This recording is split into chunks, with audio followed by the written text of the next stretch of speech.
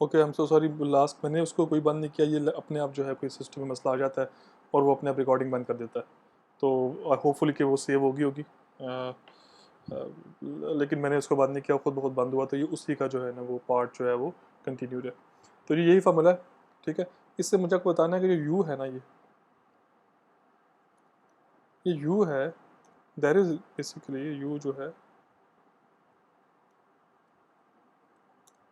ये है monthly इवेपो transpiration. ये मंथली है, इस ये मिलीमीटर में क्यों है भाई जी? सोचने वाली बात है भाई साहब। बात ये है कि अगर आपकी ये सरफेस ऑफ अर्थ है, हाँ,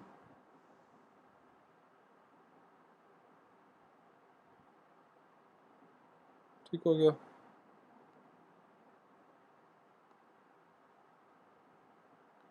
अगर आपकी ये सरफेस ऑफ अर्थ है, मैं इसको ब्लैक कलर में रिप्रेजेंट कर रहा हूँ, और इसके ऊपर आपने पानी को जो है ना वो अप्लाई किया हुआ है, ये आ गया सही। अगर इवेपो ट्रांसपिरेशन हो रही है तो क्या होना है, इसके ऊपर फ़र्क क्या पड़ेगा? इवेपो ट्रांसपिरेशन कब होती है? जब जैसे आपने ऊपर पढ़ा था, मैं अगर ऊपर ले जाऊँ, जैसे जैसे ये था पौधा है, क्या होना है कि कुछ जो पानी है वो ज़मीन अब्जॉर्ब कर लेगी, कुछ जो है पानी जो है वो जो प्लांट ने अब्जॉर्ब किया है, वो क्या होगा कि प्लांट अब्जॉर्ब कर लेगा, और कुछ पानी जो है वो सिंपल एवापोरेट हो जाएगा एटमॉस्फेयर के अंदर। उसका फ़र्क क्या पड़ेगा? उसका फ़र्क पड़ेगा कि जो पानी सरफेस के ऊपर था उसकी डेप्थ क्या हो जाएगी, कम हो जाएगी। क्लियर है? यानी कि जो अपने पानी पौधे को अप्लाई किया है, तो उसमें से कुछ जो है पौधा एब्जॉर्ब कर लेगा थ्रू रूट्स, कुछ ज़मीन एब्जॉर्ब कर लेगी, कुछ जो है वो क्या होगा कि वो इवेपोरेट हो जाएगा, सिंपल सिंपल उसके सरफेस से इवेपोरेट कर जाएगा। ठीक है, तो उसका इफेक्ट क्या होगा? वो इवेपोरेशन का और ट्रांसपिरेशन का इफेक्ट ये होता है कि पानी की डेप्थ जो है ना वो क्या हो जाती है, वो जो खड़ा हुआ होता है ज़मीन के ऊपर, पानी खड़ा हुआ होता है, वो क्या होता है, उसकी डेप्थ जो है ना वो कम हो जाती है। तो इस वजह से हमेशा जो है इवेपोर ट्रांसपिरेशन के अंदर चूँकि पानी की डेप्थ कम होती है, तो हम उसको फाइंड भी डेप्थ में ही करते हैं, क्योंकि मेजरिंग यूनिट जो है ना वही है ना डेप्थ, है डेप्थ कम हो रही है ना उससे, तो हम इसको फाइंड जो है ना किस में करेंगे, डेप्थ में करेंगे। अब दूसरा जो है ये टी क्या है? ये है percentage of day, percentage of sunshine hours, कि कितने परसेंट जो है आपका सूरज चमका है साल के अंदर। मिसाल के तौर पे अगर आपके जैसे अगर आपका डे टाइम जो है वो 12 घंटे है, और नाइट टाइम जो है वो भी 12 घंटे है, तो आपका परसेंटेज ऑफ सनशाइन कितना हो जाएगा? भाई 12 घंटे चूँकि सनशाइन है आपका, तो 12/24 ज़रा 10, तो ये बेसिकली आपका 50% जो आपका डे टाइम आवर है। ठीक है, तो इस तरीके से जो है ना आपने जो परसेंटेज ऑफ सनशाइन आवर है उसको इस तरीके से आपने जो है ना वो फाइंड करते हो आप। ठीक है, क्लियर होगी ये वाली बात? सिंपल। ठीक है, तो अगर आपको कोई कोई बोले कि टी क्या है, परसेंटेज ऑफ, या इसको ऐसे बुक पर ही लिखा है वैसे इसको लिख दो कि monthly percentage of sunshine hour, कि सनशाइन आवर जो है उस ख़ास मंथ में जो है ना वो कितना है, जिस ख़ास मंथ के अंदर आप बात कर रहे हो, मंथ में उस मंथ में जो है सनशाइन आवर जो है ना वो कितना है। जैसे मिसाल के तौर पे मैं इसको थोड़ा सा मज़ीद एक्सप्लेन कर दूँ ताकि बात जो है ना वो सिंपल हो जाए।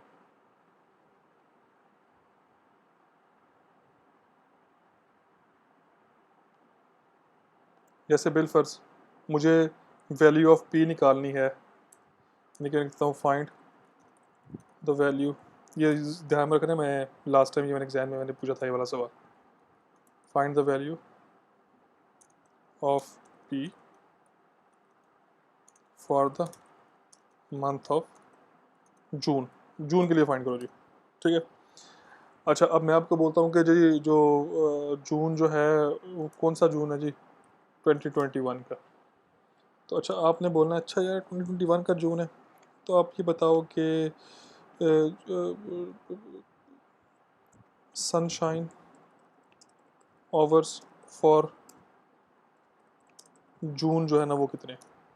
इसको 2021 ना बोलोगे, वो चल रहा है अभी 2020 या बोलो। सनशाइन आवर्स फॉर जून आपने पूछना है कितने, यानी कि कितने घंटे सूरज चमका था जून के अंदर। तो मैं बोलता हूँ कि यार 12 घंटे बिलफर्ज हर रोज़ चमका था, 30-31 दिन थे, तो तकरीबन तकरीबन जो है ना 300 आवर्स जो है वो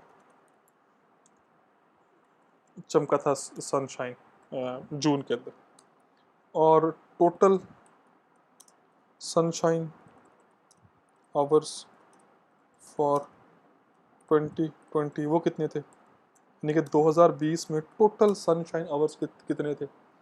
तो मैं बोलता हूँ यार कि देखो 365 दिन होते हैं और 12 घंटे हर रोज़ चमकता है, ठीक है। तो ये तकरीबन तकरीबन जो है ना यार कोई तकरीबन 4000 घंटे जो है ना वो चमका है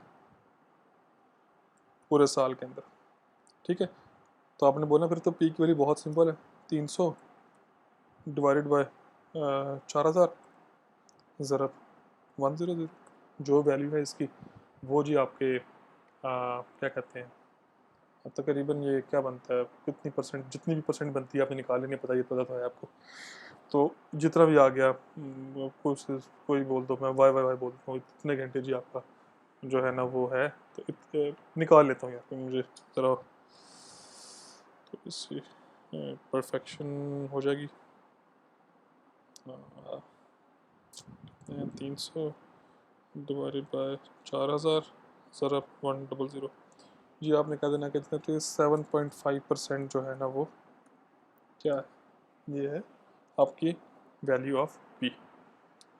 आई होप कि ये वाली बात जो है ना वो क्लियर होगी। अगर ये वाली बात क्लियर है तो let's move on to the next question, ठीक है। अच्छा,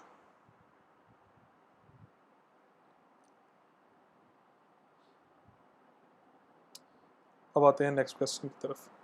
तो नेक्स्ट क्वेश्चन जो है उसकी स्टेटमेंट यहाँ तक है, मैं इसको मैक्सिमाइज भी करें तो मैं इसमें देख रहा हूँ कि जो ऊपर वाली इक्वेशन है वो नज़र में ही रहे, क्योंकि उसकी बेस के ऊपर ही ये सवाल जो है ना वो हो रहा है। तो इसको थोड़ा सा मैक्सिमाइज ना ही करें, क्योंकि मुझे डर है कि फिर रिकॉर्डिंग बंद ना हो जाए। तो मैं इसको थोड़ा सा जो है ना वो ऐसे ही करके इसको पढ़ देता हूँ, ठीक।